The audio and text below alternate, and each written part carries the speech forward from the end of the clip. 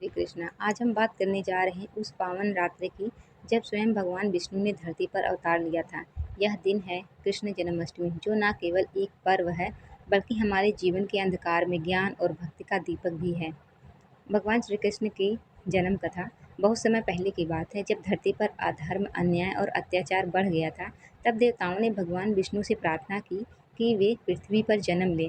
उसी समय मथुरा के राजा कंस को भविष्यवाणी हुई कि उसकी बहन देवकी का 8वां पुत्र उसका वध करेगा। कंस ने माता देवकी और उनके पति वासुदेव को कारागार में बंद कर दिया।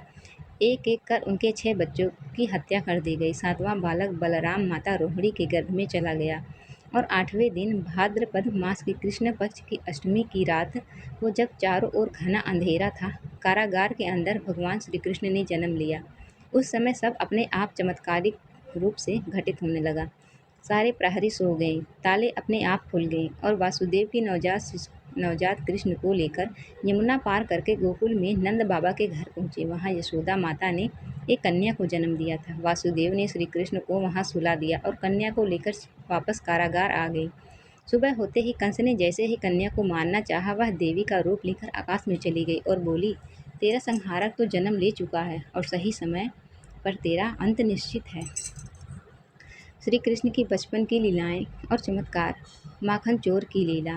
गोकुल में श्री कृष्ण बड़े ही नटखट और प्यारे बालक थे। गोपियों के घर से माखन चुराना, दही के मटके को तोड़ना और दोस्तों संग मस्ती करना उनकी बाल लीलाओं का हिस्सा था। पूतना वध। एक राक्षसी पूतना ने जब श्री कृष्ण को विष पिलाने की कोशिश की तो उन्होंने उसी का वध कर दिया। यह दिखाता है कि भगवान अपने बचपन से ही अधर्म का नाश करने लगे थे। कालिया नाग को वश में करना। जब यमुना में रहने वाला विषैला नाग कालिया लोगों को सताने लगा तो श्री कृष्ण ने जल में उतरकर उसे वश में किया और उनके फन पर नृत्य कर यमुना को पुनः पवित्र बना दिया।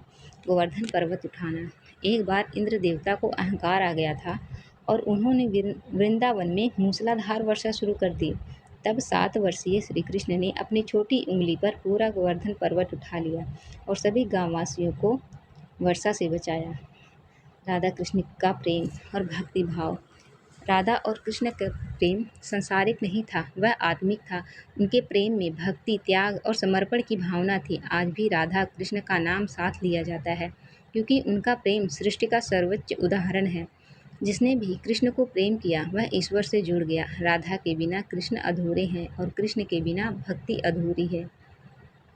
जन्माष्टमी का महत्व और पूजन विधि। जन्माष्टमी केवल एक त्यौहार नहीं बल्कि ईश्वर की उपस्थिति का अनुभव कराने का दिन है।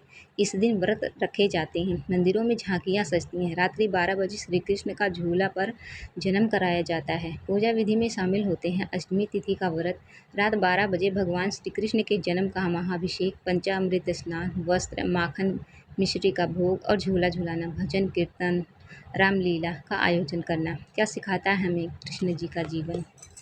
भगवान श्री कृष्ण का जीवन केवल लीलाएं नहीं हैं बल्कि जीवन जीने की कला है।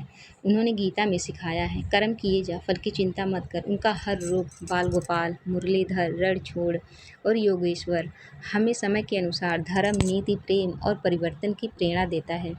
आज के दिन हम सभी श्री कृष्ण की कृपा पाने हेतु उनके चरणों में झुकते हैं। उनकी बाल लीलाओं से प्रेरणा लें, गीता के उपदेशों को जीवन में उतारें और अपने जीवन को सार्थक बनाएं। कान्हा की मुरली की मीठी तान जीवन को दे प्रेम और ज्ञान। जय श्री कृष्ण। अगर आपको यह कथा पसंद आई हो तो वीडियो को लाइक और चैनल को सब्सक्राइब जरूर करें। कमेंट में लिखें जय श्री कृष्ण और इसे अपने दोस्तों के साथ शेयर जरूर करें।